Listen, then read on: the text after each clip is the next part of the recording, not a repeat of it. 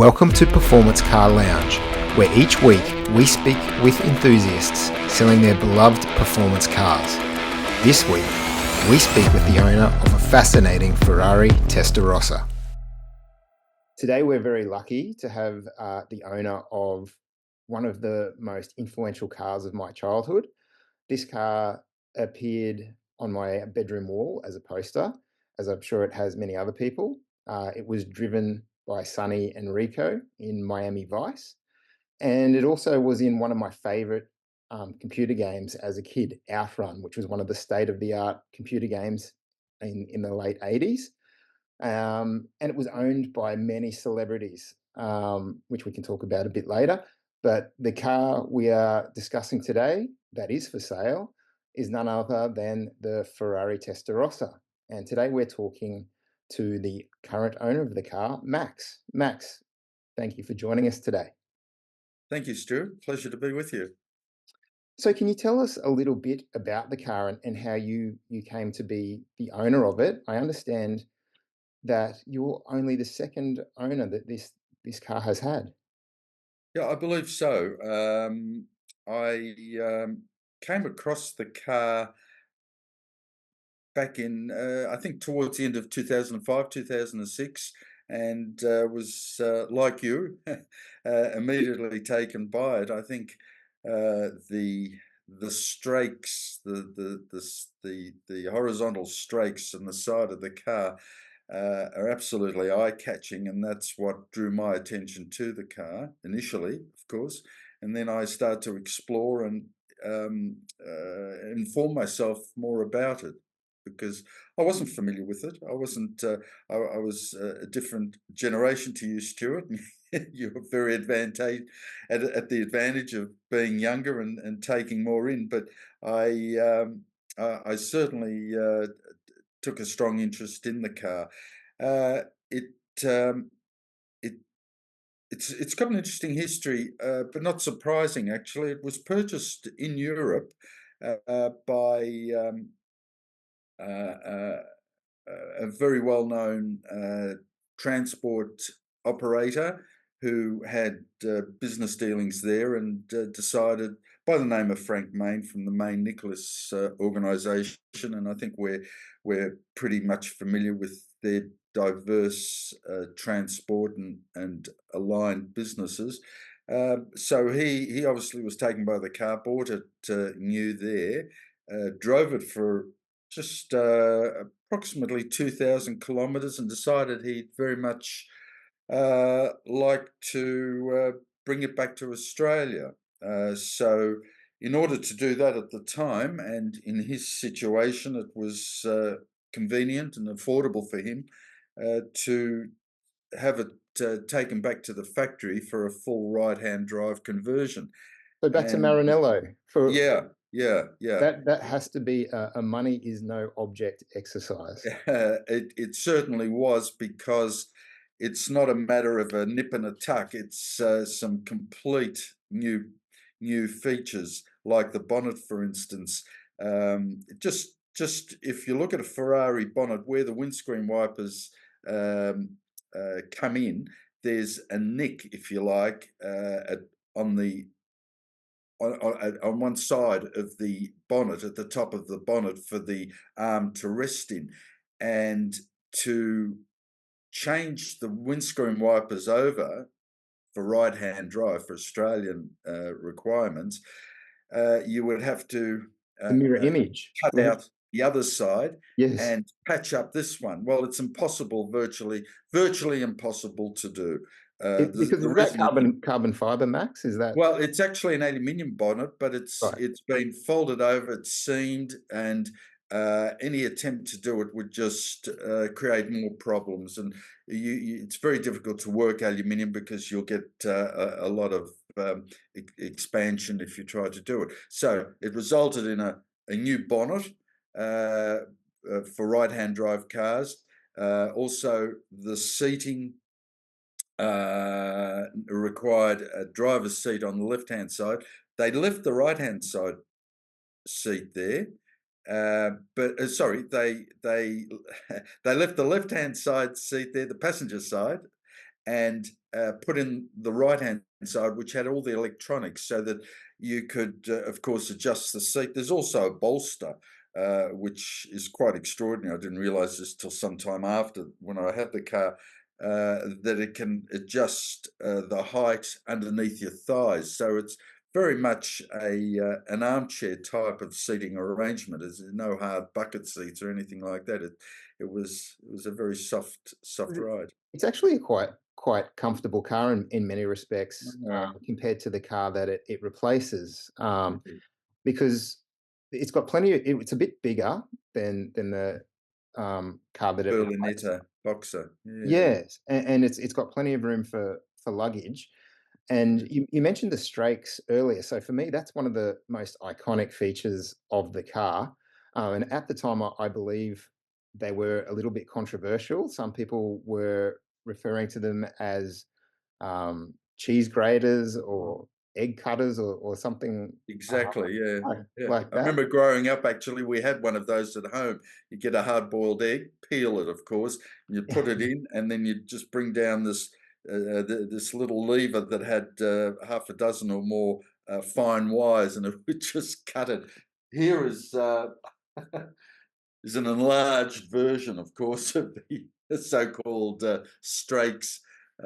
Beautiful publication, of course, put out with the exploded views of the Because motor and the car itself, and even taking. You see, this is where they even took those strakes from round the side to the rear and continued with these horizontal. They're anodized aluminium um, um, plates across the back here that just continues the continuity of the design. It's and really is quite that why it doesn't have a rear wing, Max? A lot of supercars and performance yeah. cars have rear wings, but this is Yeah. one of the few that doesn't. That doesn't actually work as a rear wing, and it didn't need any spoilers, front or rear, Yes, simply because the coefficiency of it was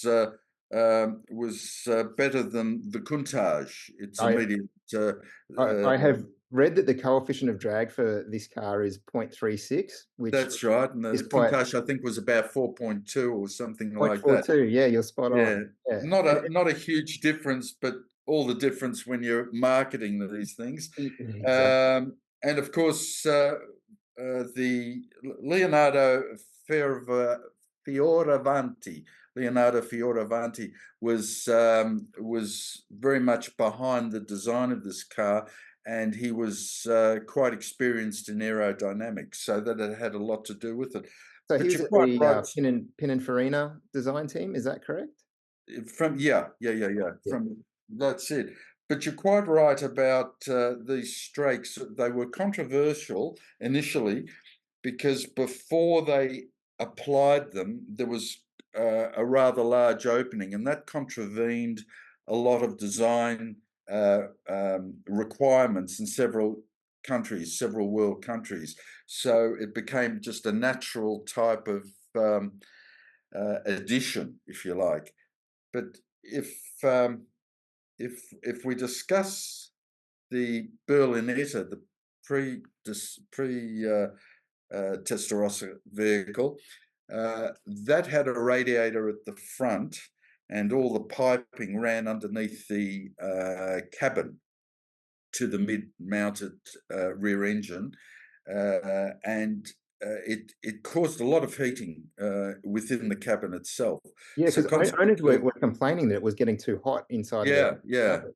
Yes. Yeah, so this was one of the issues. The other issue was that the Berlinetta, albeit a lovely little car, also with a 12 flat engine, um, didn't have sufficient room for luggage, you know. Yes. So the team at Pininfarina decided that they will um make it a little bit larger. It mightn't sound like much. It was only half an inch headroom at the top. There was already sufficient headroom, but it was half an inch headroom. It was about 6 inches or 150 mil width wider than the Berlinetta. And the beauty about design, as opposed to styling, is that they moved or totally removed the front mounted radiator and had two smaller ones virtually in front of the rear wheels at the back. And they faced in at a bit of an angle so that the air that passed through the strakes would immediately cool the water through the radiators and immediately cool the motor. And the other nice feature or functional feature was any heat was dissipated directly out the back of the car, either through the top, which had vents at the top deck, or through those strakes or the aluminium strips at the back. The difference being that a front-mounted engine would get very hot in its cavity, and all the air that was being passed through the radiator would, of course, be blocked up against the firewall behind the engine, Yes. and difficult for it to escape, and that in itself created more heat And it's within the also engine. contributed to the iconic shape of the car, Yeah, whereby yeah, it's wider at the rear than it is at the front, and you've really got that wedge shape as well, with no yeah, radiators at the front there. yeah. I think one of the things that one of the major things that appeals to me about the Testarossa is the fact that this design brought on a lovely the design for reinventing the location of the radiators and to alleviate the problem of heating the cabin and also creating a little bit more space front and even behind the seats, all culminated with moving the radiators, two smaller ones, one on each side, and it created a very functional aspect of cooling the car down, both the motor and the cabin. And it is, as you know, it's a very high performance motor. It's just a tad under 5 litre, beautifully proportioned. And speaking of proportions, it by having it mid mounted like that, it created about 40% front weight distribution, 60 at the back, and that gave it much better road holding and cornering facilities. It is, of course, low to the ground, and it just performs superbly. And what's that? So speaking of the motor, it's a 4.9 liter 4.9, yeah, flat 12. What yeah. what is that like to drive? How does it? What's its power band like? What's the experience like driving a car powered like that? Yeah. Um, I have to take a breath when I answer a question like that. Yeah. I, I'll just preface it by saying, over the years, look, I'm not an investor. Many years ago, in fact, when I was 19, I bought a second car. My first was an FJ Holden, not unlike my father's first car. And then I bought a Jag XK140. And when I realized I had two cars, it over a period of time became three, four, five, a dozen, 2 dozen, to the point where um, I've been renting lots of garages in the area to house You're house a the man after cars. my own heart, Max. I have a similar problem, but not to the same extent I as you, think a lot of unfortunately. collectors I'd love to do. have the I problem. had no idea that I was collecting, to tell you the truth, until my Yeah. wife told me on a regular basis. But to get into one car and then another and experience the differences is really quite phenomenal, particularly with the Testarossa, and I would say even with all, if not most, Ferraris. There's something about a Ferrari that I think one needs to drive at some stage if they're interested in motoring and handling a car. Then I think the experience of driving a Ferrari, either if you've got a good friend that has one that'll let you drive it, or if you can hire one Buy for a them these days? weekend, Yeah. hire one for a weekend. It's just phenomenal. The thing I realised, look, Stuart, I've had this car for 18 years. It had just a bit over 20,000 kilometres, um, which is very consistent with most Ferraris. They're not everyday drives. They can be. A lot of them today can be, but generally they're just occasional drives. I And note that this car only has less than 24,000 kilometers on the odometer, and that's so that averages out at about 6,600 kilometers per year since it's yeah, built. yeah. In the 18 years that I've had it, because I do rotate all my cars, I do drive them. They're just not on display all the time. I do drive them mostly to my mechanic for a service every year, irrespective of how many or how little kilometres I've done in them. So they get a full service and a check over and an oil change, and I get the pleasure of driving it, albeit for a short while and a short time. I've Yeah. just not had that much time to spend with the cars. But to answer your question directly, driving the Ferrari is really quite phenomenal. And the reason is that all the Ferraris have been derived from the racetrack. So really, this is very, very, very much, to use a cliche, a wolf in sheep's clothing, but it's more than that. It's a racing car. It is. There's no question about it. It's a racing car with a lovely street sensible body on it. And it affords all the comforts. It's fully upholstered in leather. It's got plush carpets. I'll I'll, Uh, sh- I'll share the, the photos on the yeah, performancecarlounge.com.au website. But this car is just in immaculate condition. You can tell that this has been loved by both owners throughout its life, and well taken care of. It's a stunning car to look at. It's very striking, and the interior is just beautiful.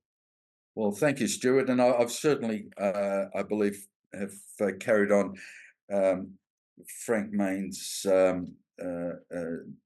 appreciation of the car, and to keep it in this condition, it's just, well, I've attempted, over my lifetime and over the lifetime of all the cars that I've had and got, to retain and maintain the best possible condition of them. It's just an enormous respect. I think it's a respect for the designers, for the engineers, for everything that's gone into it. It gives me an enormous amount of pride to know that a car, this car, or any of the other cars that I've got, have been meticulously thought out and put together. They're not just one of several million. They're just cars that have been limited edition to a large degree compared to today's market or manufacturing. And times are very different today, I think, as well. It's Uh, almost a responsibility, isn't it, that yeah, you're a caretaker of the car while it's in your ownership, and I'm sure that yeah, the person who is the next owner of this car will hold the same view that they have a responsibility to keep it in top condition, and just something that Ferrari lovers can be proud of. yeah. That's a true consideration. And the next owner would have to. I would have to see that aspect of him or her before I'd sell it, because for me to pass a car like this on, I don't want to see it thrashed around a track or anything like that. It's not the car for that. It's one to be driven, enjoyed, looked after. Basically, there are plenty of other cars that you can trash around a track, and have enormous fun racing, but this car has had a pretty full life of care. I guess I'm still trying to answer your question. I'm sorry it's taken so long to get into this car. You really do feel an enormous amount of it would be an event every time you drive it. It would be an absolute event, I'm sure. Yeah, it's got an enormous amount of power. This is the thing. In fact, I have to really, really be conscious of when I drive it. It's difficult. I must admit, we live in the inner suburbs here, and it's very difficult to get anywhere and to even get out of third gear. It's got five gears. Yes. They were all supplied as manual No, gearboxes. open gated, beautiful open gated gearboxes. It is, yeah, it is. But it's difficult for me to going from here to any of the other suburbs and try and get out of third gear because you've inevitably got traffic lights and you've got other cars and you just can't go through them. You've got to get onto the open road, and that's where it unleashes itself. Yes. It's unbelievable the power. And let's face it, Enzo, he started his motoring life with Alfa Romeos as a team manager there. He knew cars back to front, inside out, needless to say. And after the war, when he started off Ferraris under his own name, of course, he put all the technology, all the experience into these cars. He did have some different bodybuilders for the different model cars that he had. Without doubt, Pininfarina have been the most used by Ferrari. In fact, they became sort of partners. Pininfarina himself was, I think, vice president, and his son was on the board of directors as well. There's a photograph I've got back here, actually, which uh, is a signed photograph of Sergio. His father, Battista, Wow. started the company, but that's Sergio there. And of course, he was running the company at the time when the Testarossa was being introduced and produced. But it's an interesting that company is interesting in itself. If I may just slightly divert for a Yes. moment, they were bodybuilders before the war, but during the war, the Allies um, destroyed. They bombed rather heavily the factory and completely destroyed it. It was near Turin. But after the war in 1946, there was the very famed Paris Auto Show, which has been a focal arena for all car manufacturers to parade their vehicles, you know. Well, it Uh, was the but 1980, just to go off topic a bit, yeah, 1984 Paris Auto Show, where the exactly. Testarossa was Yeah, revealed, wasn't it? yeah, that was at the Lido, and then they did it again for the last iteration. There were three versions of the Testarossa. They did it for the last iteration again at the Paris Auto Show. But Pininfarina, being an Italian firm, were not invited. It was, I think, a post-war thing. They weren't invited to it for whatever reason, but he decided that he'd take two cars regardless, along with his son.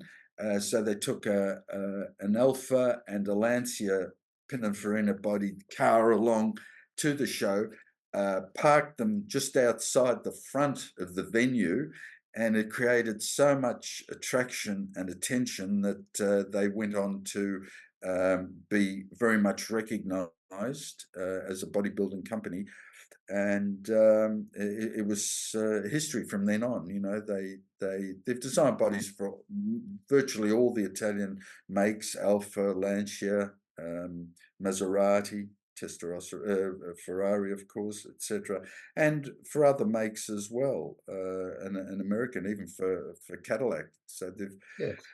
they've Yeah. been pretty active in that respect. Mm. Yeah. And we should touch on the Testarossa name, which literally means redhead. And the name pays homage to the 1957 World Sports Car Championship winning 250 Testarossa that had red painted cam covers. And as Correct. I understand it, your car also has the red painted cam covers as well.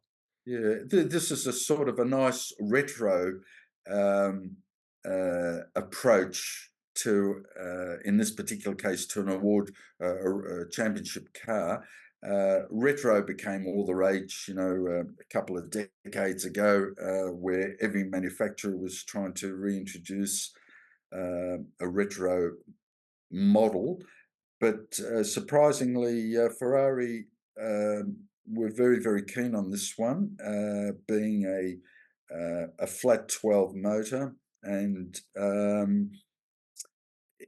I don't know where the idea came from, other than the association with the earlier, as you mentioned, the earlier race-winning, championship-winning Testarossa. But it's a very Italian sort of thing, red-headed, immediately sort of invokes a relationship to the feminine side of motoring, calling a car a she, Yes. as ships also. But there's always been that aspect, possibly to encourage more males to look at it and to consider buying the Ferraris. But nevertheless, it's certainly been a landmark feature of it. And as you are aware, Stuart, there are three variations of it. The initial Testarossa, the three badges actually. The initial one was called the Testarossa, and that went through till about from 84, late 84 to 1991. So that's the TR? No, that was just called the Testarossa. It's got Oh, the okay. full name Testarossa as a badge on the back of the car. Right. And then from 91, or basically from 92 to 96, there were two other variations, or two TR, standing for Testarossa, but it was a 512. Briefly, with the final version, which was the F512M, and the M's in Italian was modificata, meaning modified. Um, both these iterations had some styling features. The seatbelt arrangement was different. The front grille was different. The headlights were no longer pop-up ones. They were square mounted ones behind glass, I think actually, that was the on start the of the front, whereas the pedes pedestrian safety standards that caused that, I believe. It's quite possible, because if they were up, they were obviously uh, going to have the same effect as putting these little stops on a banister or a Yeah. escalator, to stop people from sliding down. So sliding up, it would have it quite possibly that was one thing. So who knows how they determine the safety features on a car when you're traveling at any speed, even Yeah. very low speed. Everything's a hazard, really, including mascots on cars. Most of my other cars have got mascots, and I tell you what, I wouldn't like to run into one, not even at 5 kilometers an hour. No. And I noticed that your car has the high mounted side mirrors, but I don't think the M had those. They brought them down to the traditional sort of location, didn't they? Yeah, and even before the M, uh, they realised that the high mounted mirror on the driver's side was it was good to see. It was good to see what was coming up behind you, but it was blocking your vision for anything coming in on the as a right-hand drive car coming in on the right. It Yes. was really, really quite difficult to see a side street or an intersection when you look to the right, because it was just in the wrong position there. My my car has got, it's got two. It's for balance. I think there's one on the other side also mounted in the high position. but the following year, in '96, they repositioned them in the quarter vent window. They created a plate to fit in instead of where the glass is for the quarter vent window, which is sealed, it doesn't open up. So they put it in there, and that took care of that issue. The model that I have, the earlier model, it had the single bolt-on center locking nut, quite a large one, of course. And the following models, probably from '96 onwards, they introduced the 5-bolt that's very familiar with most cars Five now. stud But pattern, yes, yeah, yeah, yeah, yeah. yeah. So that was the case there. Um, the there are there are eh, there are a number of things that were issued. If I may, I can hold up.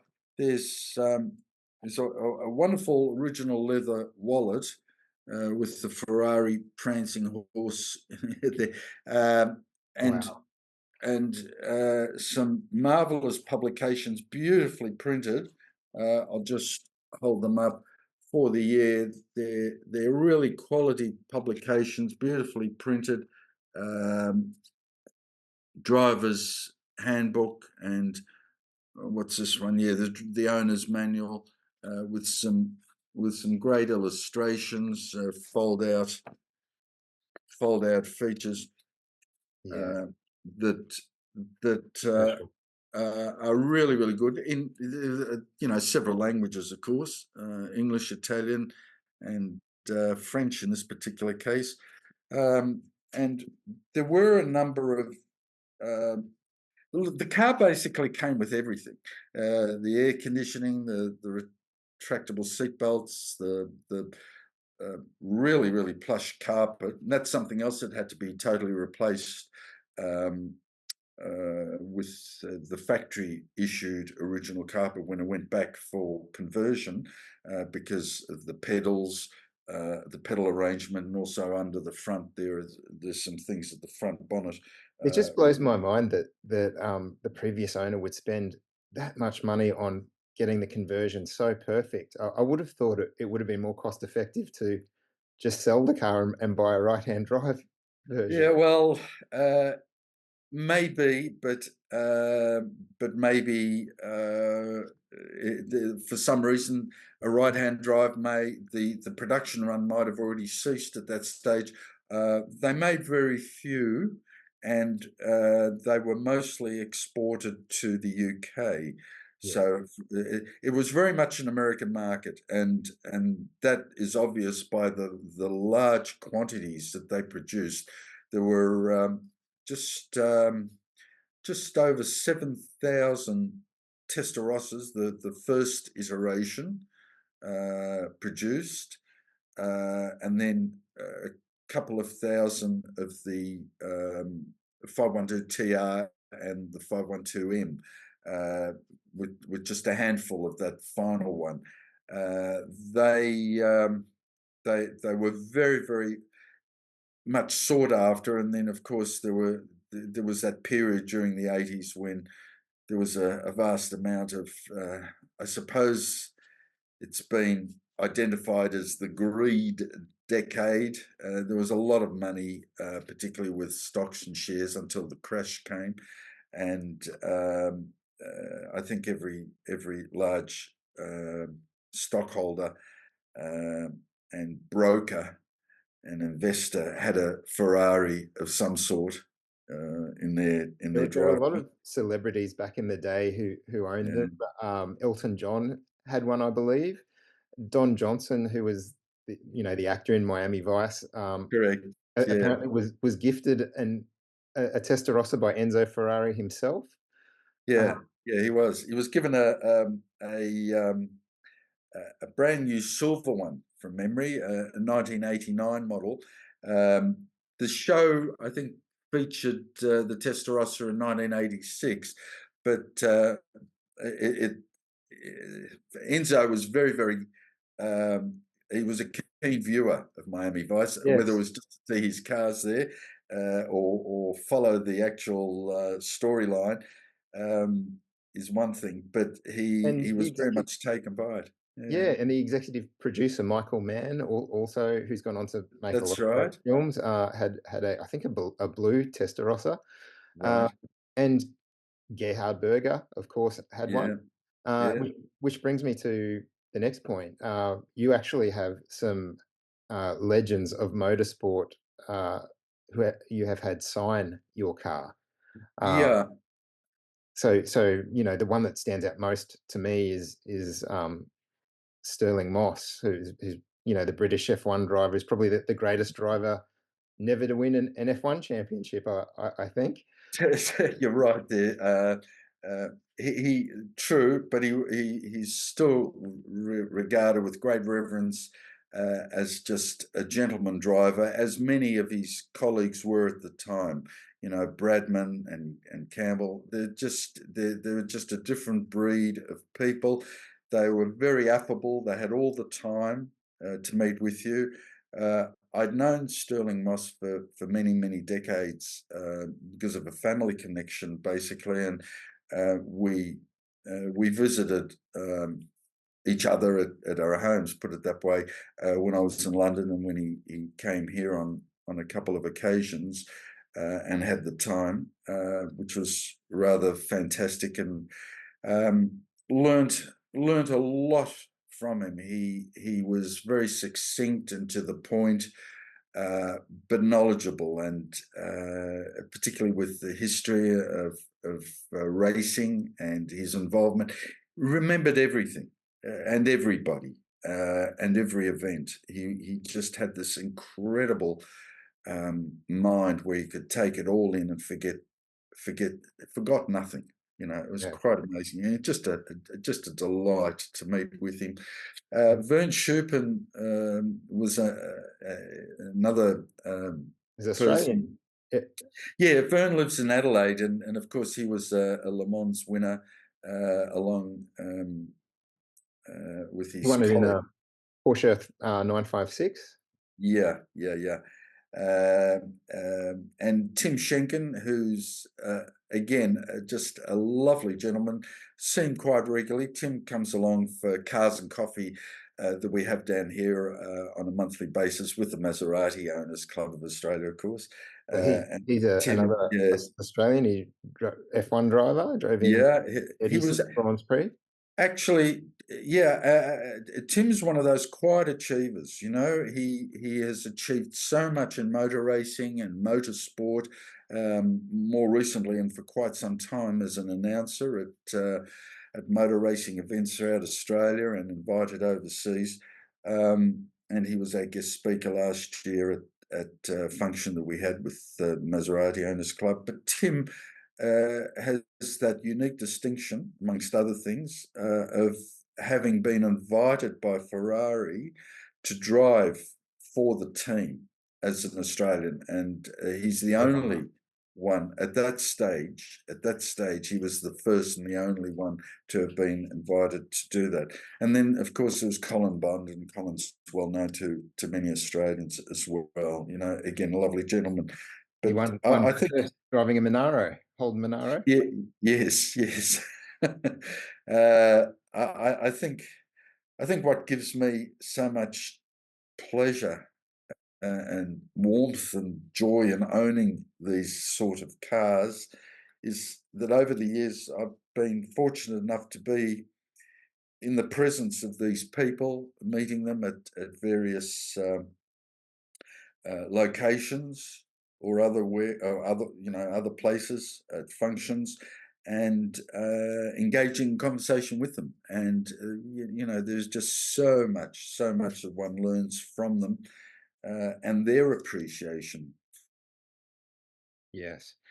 So I guess it's time to talk about why you're selling and the price you're selling for. So why are we letting go of the car, Max?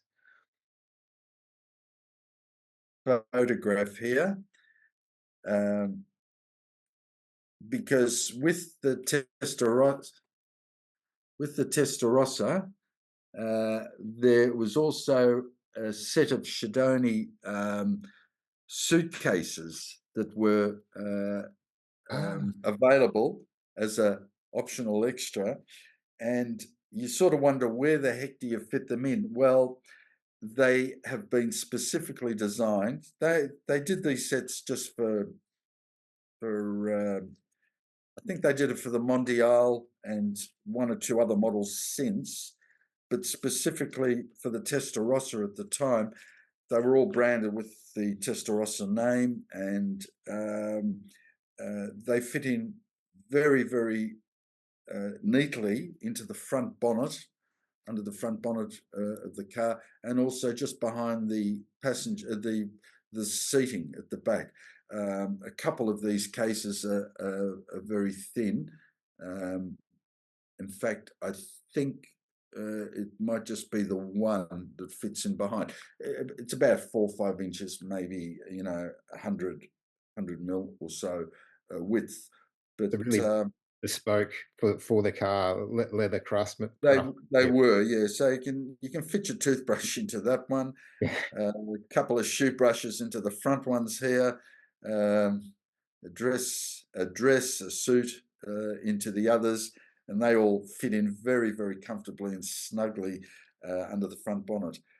Um, so there is room. There is room for luggage. So if you want to get away for that weekend, it's all possible.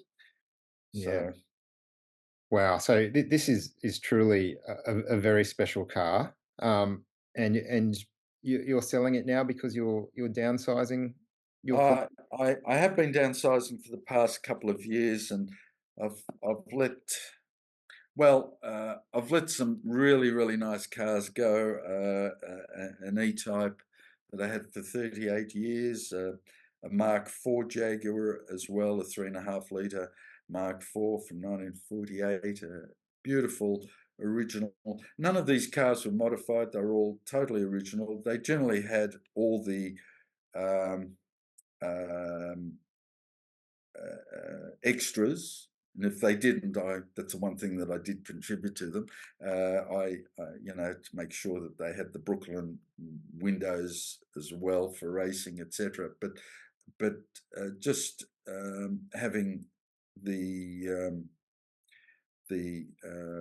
these cars was just a lovely experience. They just evoke a lot of uh, history. Uh, and there was a Porsche as well, an '86 wide-bodied cabriolet, uh, uh, 911 Porsche 3.2, um, Mercedes 560 SL, lovely. All, I must say, all with very low mileage. For the It same reason as this car. I did buy them a long time ago. Generally, they were one-owner cars.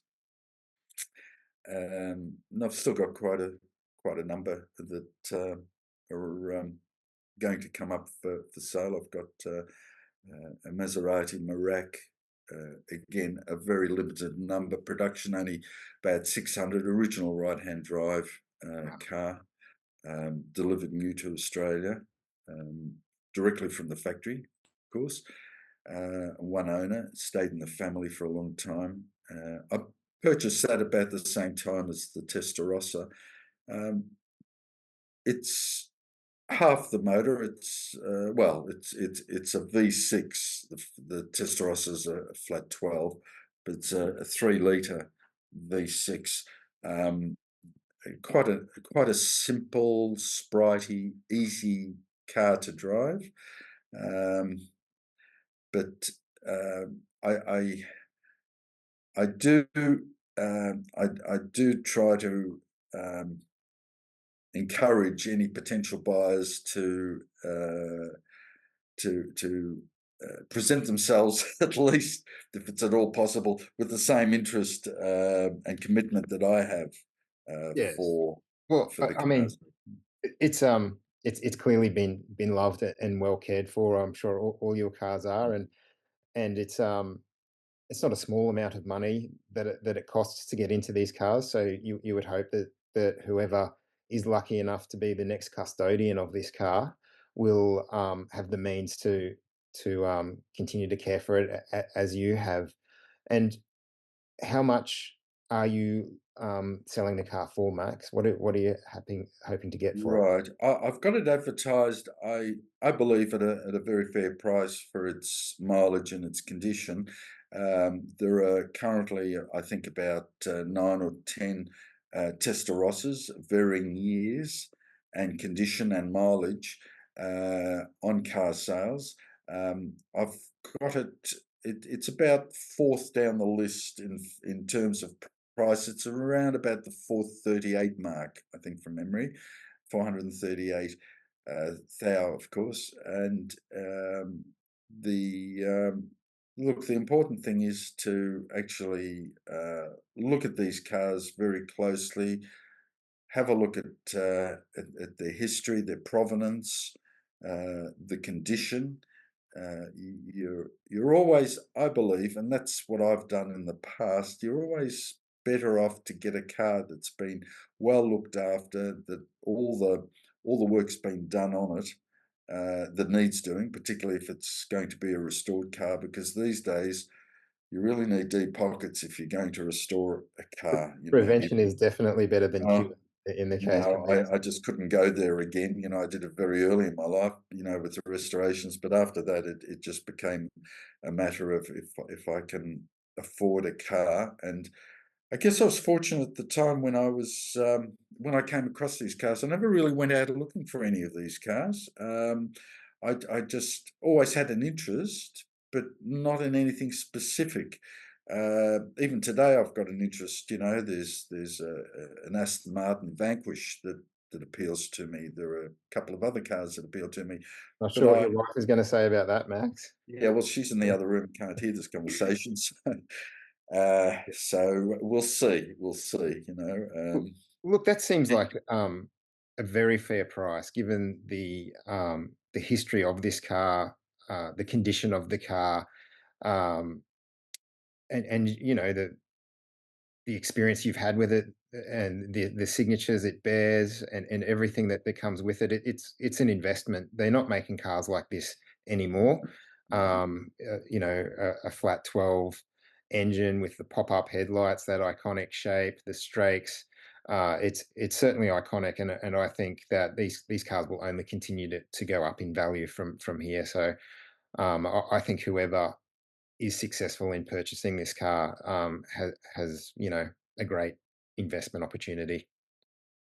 Well, thank you, Stuart. I'd like to think so, for the reason that you can still get a lot of life out of this car. It's got a lot to give, an enormous amount to give. And what I've noticed over the past 18 years with this car alone is how it just has escalated in price, and it's just continuing to go up there because it was it was ignored, for want of a better word, for a long, long time. A monstrous 12-cylinder, 5-litre motor with all the comforts, much more comforts than an F40. And I mean, an F40 is incredibly expensive now. Yes. Uh, but the performance is not unlike an F40. I mean, these things were certainly good for 180 miles an hour, and the last iteration went up to 196 miles an hour. Well over 300 kilometres an hour.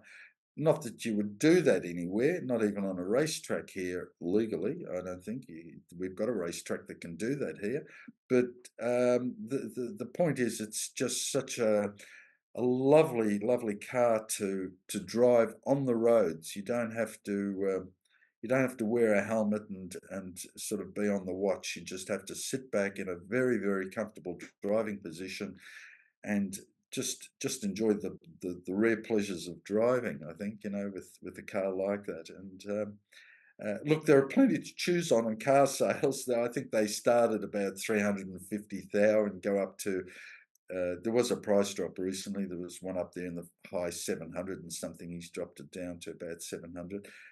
But like I say, check Yeah. the mileage, the condition, the history of the car, uh, any car for that matter. And Good advice. I wish anybody tuning in to most Well, enjoy the driving experience.